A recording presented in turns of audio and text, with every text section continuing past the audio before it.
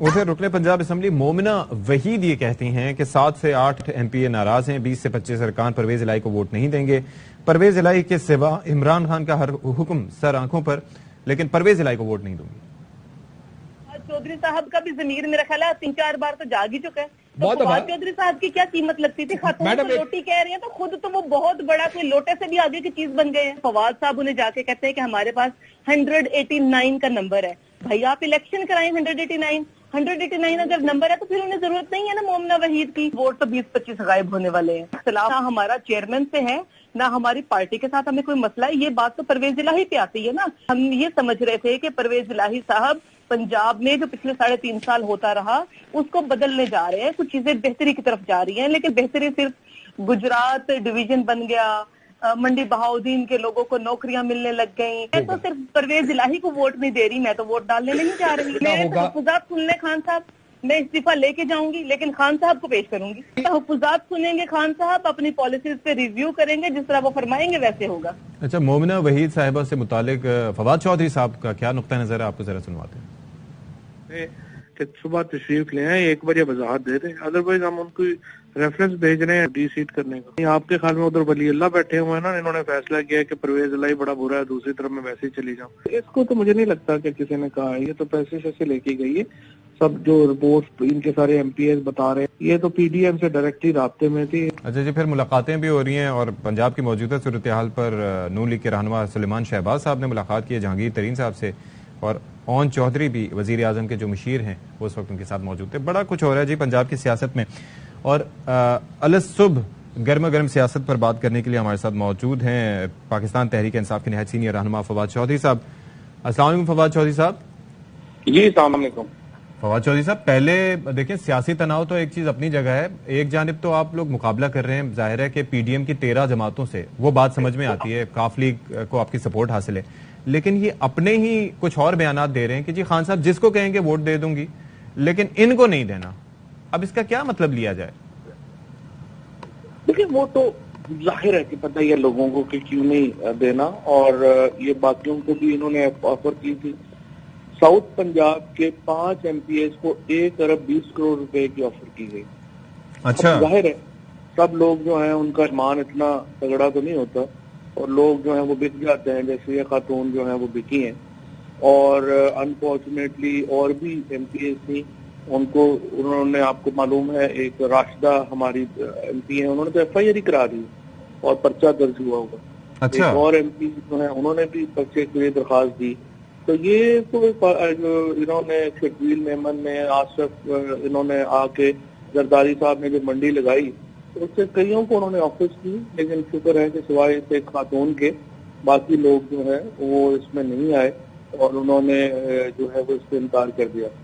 लेकिन फवाद साहब आप लोगों के भी राब्ते होंगे और जाहिर है कि ये चीज परेशान कुन तो है कि एक साथ कितने मुहाज पे इंसान लड़े, और खान साहब भी ये सोचते होंगे कि अपने ही बंदे इस तरह से किसी भी वजह से अचानक जमीर जाग उठते हैं, कहीं से पैसे की चमक नजर आ जाती है, फिर इस तरह से उन्हें हल्के के मसाइल भी नजर आना शुरू हो जाते हैं, तो ये तो नंबर्स तो फिर पूरे होना मुश्किल ही दिखाई देता है फिर इस एतबार से।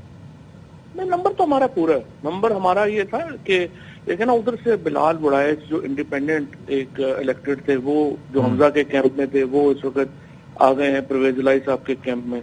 तो ये जो इस खातून ये जो गई है, इसका मेंबर जो है वो पूरा हो चुका है। इस वक्त 188 मेंबर्स हैं जिनकी हमायत परवेज इलाही साहब को हासिल है, और आज 11 बजे ये फैसला आ जाता है, ये जो भी हाई कोर्ट आगे चलती है उसके मुताबिक इंशाल्लाह हम आगे बढ़े।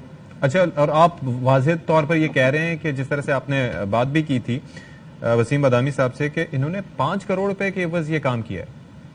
जी यही बताया गया है, 5 करोड़ रुपया जो है वो इन्होंने लिया था, और जो इन्होंने जो मांगा था वो कहा था कि ये 5 करोड़ वो दे रहे हैं, आप 7 करोड़ दे रहे। तो जाहिर है हमारे तरफ तो ऐसा रवाज है नहीं। तो अब खान साहब की पॉलिसी क्या है इस पे? जाहिर है कि खान साहब तो सीधे चलने वाले इंसान है, वो क्या कहते हैं कि इनके साथ अभी भी इंगेज किया जाए या फिर क्या कोई सख्त इकदाम उठाएंगे, क्या करेंगे अगर ये लोग मुनहरिफ होते हैं? मैंने कहा था, मतलब रात आपके किसी प्रोग्राम में कहा था जी मैं आना चाहती हूँ, तो हमने कहा आप आ जाए, 1 बजे तक आ जाए आज और अपनी पोजीशन वाजे कर दें, अदरवाइज फिर जाहिर है कि वो हम डी सीट करेंगे।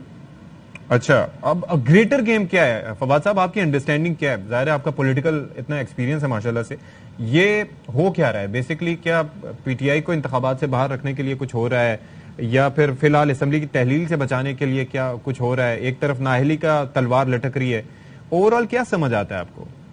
وقار سب سے پہلے تو دیکھیں نا، آج آئی ایس نے اپنا نیا سروے جو ہے وہ لانچ کیا ہے. اوکے، اس سروے کو آپ دیکھیں، آئی ایس کے مطابق 79% پاکستانی یعنی 79% پاکستانی سمجھتے ہیں کہ ہم غلط ڈائریکشن پہ جا رہے ہیں. اس کے بعد آپ کے 71% جو پاکستانی ہے وہ چاہتے ہیں، سمجھتے ہیں کہ نیا الیکشن واحد حل ہے. اور 59% پاکستانی کہہ رہے ہیں کہ ہمارا جو پچھلے سال سے ہماری جو فائنینشیل پوزیشن ہے وہ اس سال خراب ہوئی ہے. بلا شبہ. اب پاکستان میں جو بدقسمتی یہ ہوئی ہے کہ جس قسم کے حالات ہیں، ایسے حالات پاکستان میں بڑے کم ہوئے ہیں. ہم دیکھ رہے ہیں کہ جس قسم کا پولیٹیکل ورکرز کے اوپر ٹارچر، جس قسم کی پولیٹیکل پارٹیز کو دبانے کے لیے جو پچھلے 8-10 مہینے میں ہوا، اور پاکستان کو پریکٹیکلی انہوں نے بینکرپٹ کر دیا. کہ اب آپ دیکھیں کہ ورچوئل سیمینار تھا جس میں ایک لیڈر جو ہے وہ سوائے سیکرٹری جنرل یونائیٹڈ نیشنز کے ایک لیڈر بھی فزیکلی پریزنٹ نہیں ہوا. لیکن آپ نے دیکھا یہاں سے پورا پی آئی اے کا جہاز گیا، ساری کیبنٹ اس میں ورچوئل سیمینار میں جنیوا بیٹھ گئی ہے جا کے. بھئی اگر آپ نے ہال میں ہی وہاں بیٹھنا تھا تو آپ اسلام آباد میں بیٹھ جاتے، کیا قیامت آ جاتی. ویسے ایک اور فیکٹر بھی ہے نا کہ اس کے اندر یہ بھی چلیں اچھا ہوا کہ انہوں نے کچھ بات کی، لیکن اس کے اندر زیادہ تر سافٹ لونز ہیں جس کو یہ امداد کے طور پر بیان کر رہے ہیں. ساری امداد نہیں ہے، اور ایون جہاں سے ہمیں اچھی امداد کی امید تھی وہاں سے بھی امداد اس طرح سے نہیں آئی. بہرحال پرویز الہی کام یہ ہے، جی میں آپ کو کہوں گا، آپ ذرا 2006 کے زلزلے کے اوپر سے 2010 کے سیلاب کے اوپر دنیا کی پاکستان کے ساتھ کوپریشن دیکھیں، اور اب اس حکومت کے ساتھ دنیا کی کوپریشن دیکھیں، آپ کو صاف پتہ چل جائے گا اس حکومت کو لوگ دنیا جو ہے وہ کس نظر سے دیکھتی ہے. یہ مجھے انفارچونیٹلی ابھی تک کسی ٹیلی ویژن نے یہ ایک انالیسس نہیں دیا کہ پچھلے دفعہ دنیا نے ہمارے ساتھ کیا کیا تھا. ٹرسٹ ڈیفیسٹ ظاہر ہوتا ہے. آپ کی پرویز الہی صاحب سے اب سے کچھ دیر پہلے کوئی ملاقات ہوئی ہے؟